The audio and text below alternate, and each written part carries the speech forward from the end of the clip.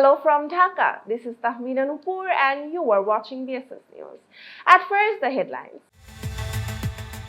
Bangladesh's climate resilience to be built with indomitable courage of women, says Soeda Rizwana Hassan. Germany reaffirms commitment for Bangladesh's development and humanitarian efforts. New opportunities for recruiting agencies to send workers to Malaysia. Bangladesh plunged into terrible dictatorship after 1971, says Mirza Fakhrul Islam Alamgir. Israel launches airstrikes on Gaza, says Hamas attacked troops. Now the details. Bangladesh's climate resilience to be built with indomitable courage of women, says Soeda Rizwana Hassan.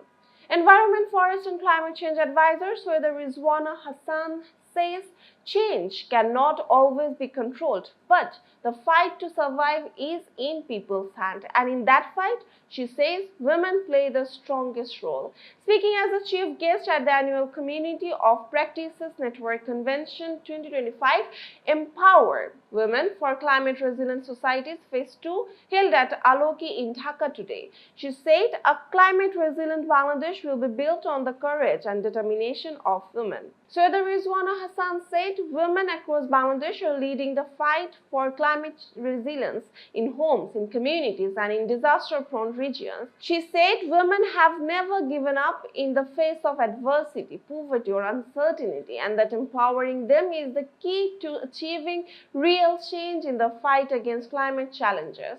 She also called for rethinking national development priorities, saying the country must balance investments in large infrastructure projects with increased support for people living in areas affected by river erosion and natural disaster. The advisor emphasized scaling up small and community-based adaptation projects and said local women's innovative climate efforts should be included in the national development agenda. At the convention, 10 women working in climate vulnerable regions were recognized as climate champions for the leadership in building resilience. Germany reaffirms commitment for Bangladesh's development and humanitarian efforts. Germany has once again reaffirmed its unwavering commitment to Bangladesh's development and humanitarian goals.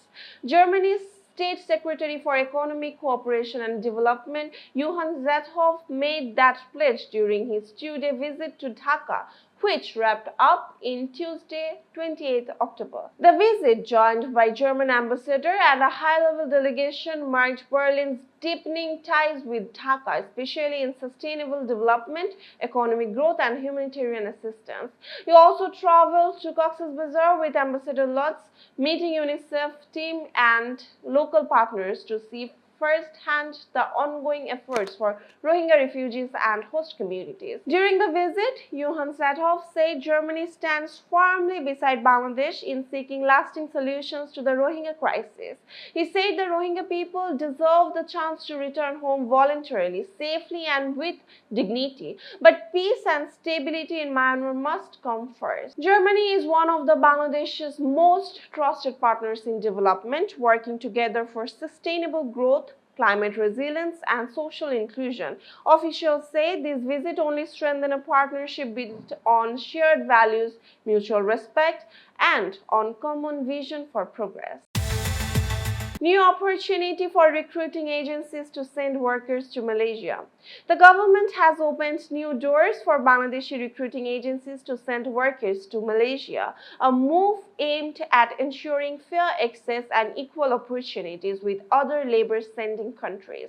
In a statement released today, the Ministry of Expatriates, Welfare and Overseas Employment said it has asked Malaysian authorities to include all Bangladeshi agencies holding valid licenses in the recruitment process.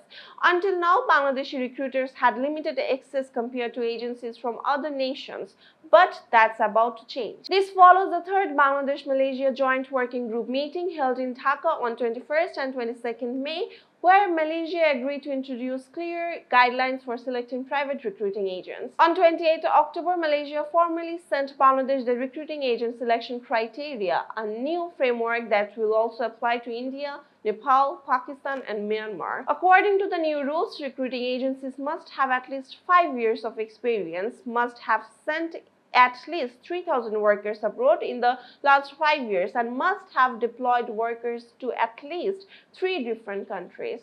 They will also need a valid license, a certificate of good conduct, training and assessment facilities, testimonials from at least 5 international employers, and a permanent office of at least 10,000 square feet. The ministry said Bangladesh will now request Malaysia to enlist all qualified and licensed agencies meeting these standards. It also urged eligible agencies to submit their applications along with all required documents by 7th November. Bangladesh plunged into terrible dictatorship after 1971, says Mirza Fakhrul Islam Alamgir. BNP Secretary General Mirza Fakhrul Islam Alamgir says Bangladesh fell into what he called a terrible dictatorship right after the Liberation War in 1971. Speaking at a book launch at the Jatiyo Press Club today, he said for 5 years after independence, the country was ruled by what he described as a terrifying autocratic government. The book, Justice, Reform and Election, Bangladesh in the Interim Period, was written by journalist and author Ehsan Mahmood and formally unveiled at the event. Mirza Fakhrul Islam Alamgir said the country's major political reforms came through the Bangladesh Nationalist Party. He said after the 1975 political changeover, Bangladesh transitioned from one-party rule to a multi-party democracy and that it was the BNP that introduced media freedom. He also said the BNP was responsible for shifting the nation from a presidential to a parliamentary form of government and for passing the caretaker government system in parliament. Responding to what he called false propaganda against the party, Mirza Fakhrul Islam Alamgir said Begum Khaleda Zia had announced Vision 2030 in 2016 to reform the state.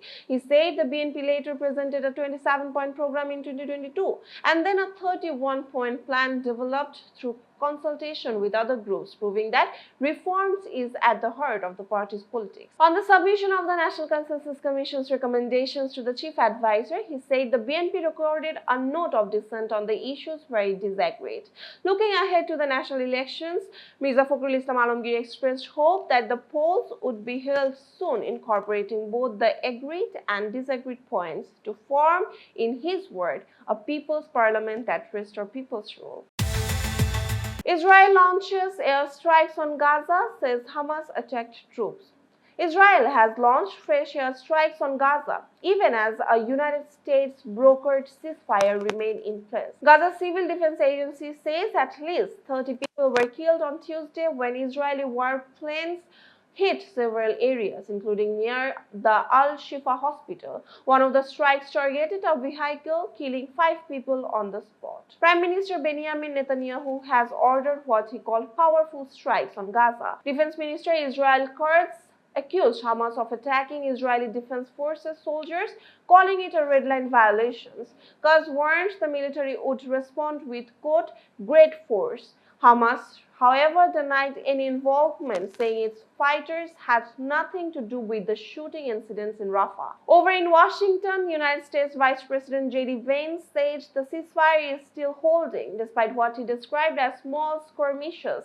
Speaking on Fox News, he said Israel was expected to respond to the attack but expressed confidence that President Donald Trump's peace deal would endure. The tension comes as Hamas faces growing pressure over the return of Israeli hostages' bodies, a key condition of the ceasefire. The group had planned to hand over another body on Tuesday but postponed the process, blaming Israel's new strikes. Later, Hamas said it found the remains of 2 more hostages without saying when they would be returned. So far, Hamas has returned all 20 living hostages as promised, but distrust continues to grow and fears of renewed war are spreading fast. That's all for today. For more information, visit bssnews.net. Thanks for watching.